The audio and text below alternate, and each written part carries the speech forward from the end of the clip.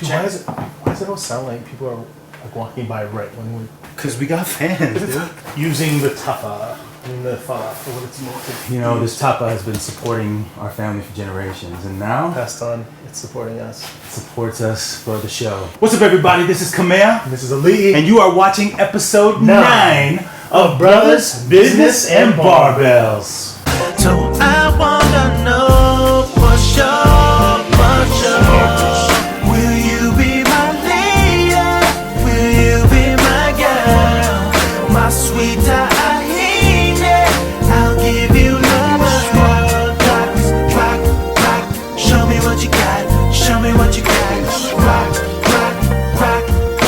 show me what you got. Yeah, show me what you got. Our mother actually wants to take over the show, but We're not letting her, but she wants to. you know what she really wants? She wants to come on here and smack us on the head and then put that on Facebook for her brothers and sisters to laugh at us. Oh, there's something about mom coming on the show and she wants to it's because she wants to dominate. She wants to dominate. That's right. She just wants to dominate everywhere she goes. Right now, they're in Hilo, Hawaii with our sister and Jimmy Tuifua, her husband, and their 2 kids, Honey and Mana. We love you guys. We just miss you because you're gone. You left Canada this year, and now you're living full-time in Hawaii. We hope that you guys are having a good time out there. It's good to have some family, close family in Hawaii. Shout out to the Tuifua family. Another way this show is affecting us is, as you can see, I'm wearing a similar shirt that I wore in a previous episode, but Ali is always kind of thinking, did I wear that already? Should I try something new? And so it's starting to affect his, to not wear the same thing every time. And that's good, because usually you wear the same thing all the time. Actually, we're going to talk about that today, about being concerned about what you look like. First, we want to talk about a little business today. And the thing that we wanted to talk about is the type of people that we like doing business with. And when it comes to business, there is always a healthy level in any business of risk. And when it comes to risk tolerance, we're definitely pretty high in the risk tolerance scale. And we definitely like people who can at least stomach that type of risk. And it's not that we won't work with you if you are completely scared of everything, but it's really hard to work with a lot of people who don't have the stomach for the type of business that we want to get into. Exactly. And what we're referring to specifically is in the last 3 or 4 years, we've really worked with a few great men. These men had a very similar trait.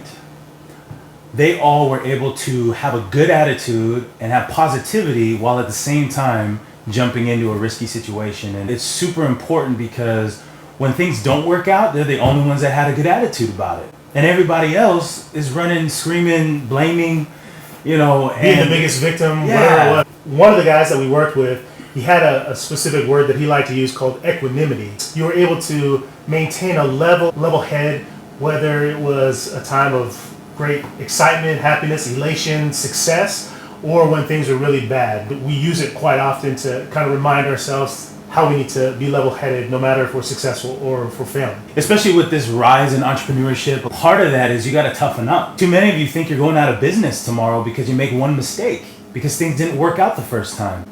And how many times have we failed in the last 3-4 years? A lot. And the right dudes that we love working with are still coming back to us with deals. They're still coming back to us with hey, why don't we try this? And we're like, okay, let's try this.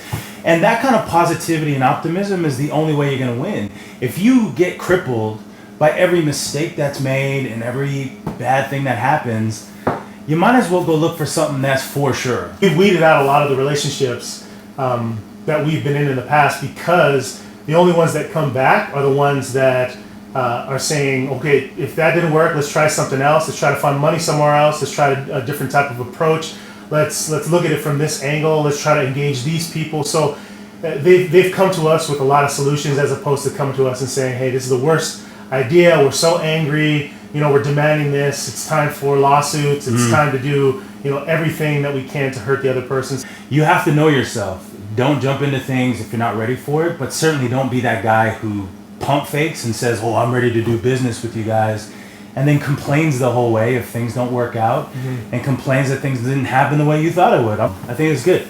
The next thing we wanted to address is something that has slowly started to evolve in our lives. It's the topic of looking good for your wife. Now, my hair is all messy. We look like scrubs because we just finished our 7 a.m. workout. I'm just speaking for myself.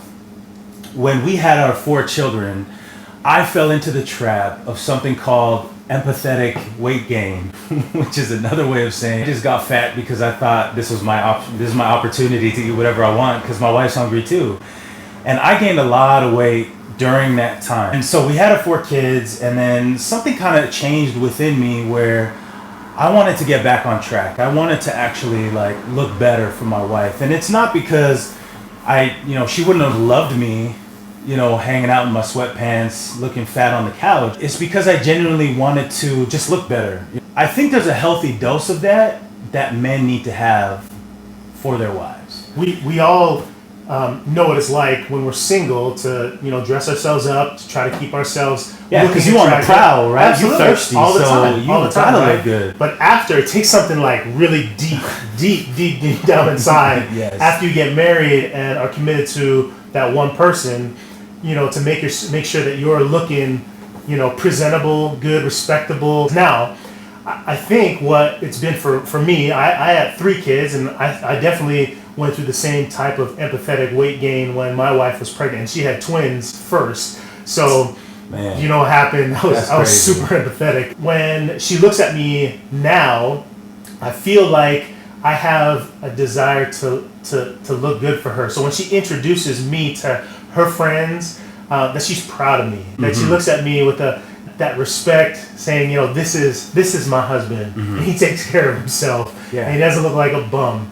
So we definitely fall into the the sweatpants, the board shorts, the t-shirts. We fall into that and looking like bums on occasion. Yeah. But we also on occasion like to dress ourselves out to make ourselves presentable so our wives are proud of us. And there's a book that I'm reading right now with my son. It's called The Butler Speaks. It's about a Canadian butler, and one of the things he teaches, your appearance and your dress is a form of good manners. And that's something that you should really think about. This comes in particularly strong at the gym when people don't, forget to, use that thing because it's a sign of disrespect for the people at the gym. In fact, we were just there and there was this one dude that walked in and he was doing his thing and we were just like, amazingly enough to make us switch the muscle group. We were going to work out the same muscle group as him. That's but right. then we saw, you might be in the same areas of the gym as us. So we switched the muscle group That's just right. to get away from the stank.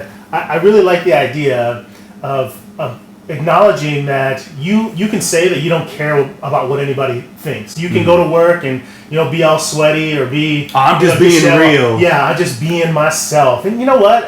Good for you. Good for you that you feel like you don't have to respect anybody else and what they value because you feel like this is how you're free.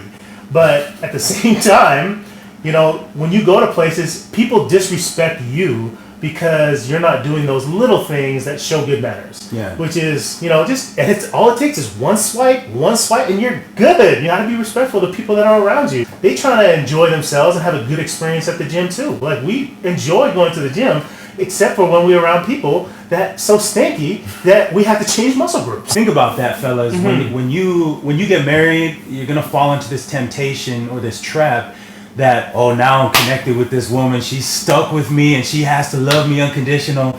Maybe you need to change the definition of unconditional because a lot of people look at it and say, you should just love me no matter what.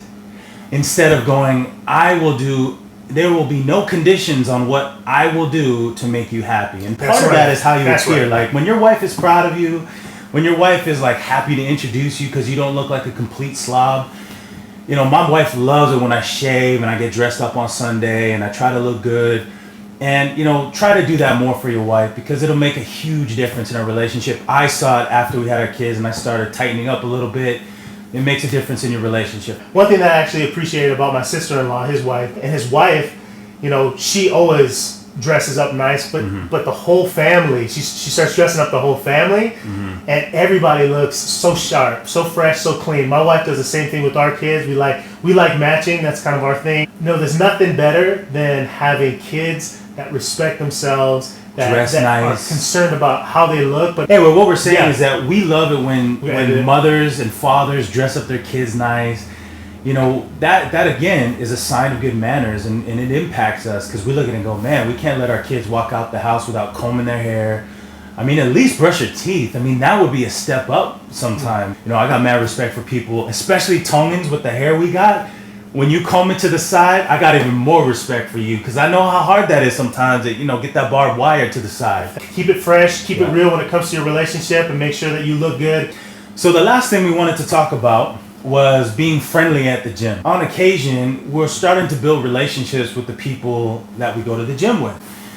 And you know what I'm talking about when you go to the gym. Not the kind of relationship where you go for drinks with them, but the kind of relationship where you'll just out of nowhere walk up to them and go, man, you're really killing it today. What do you think is the healthy amount of relationship building at the gym? Because at the same time, we're there to focus and get our job done. What's the right mix? Well, and you don't want to waste people's time because they are there to get their workout in. They already know that we come there consistently. They've seen us a few times. Mm-hmm. So when they come and talk to us, they're immediately at a different level of relationship. So we appreciate that. We love fostering that kind of relationship, but we don't like wasting people's time. Yeah. So leave the conversation before, you know, it kind of gets uncomfortable or awkward. Yeah, exactly. That's the best thing to do. So our key for you today is if you're building relationships in the gym, leave them wanting more. Yeah. Don't just stand there like for a long time trying to just drum up conversation, because most people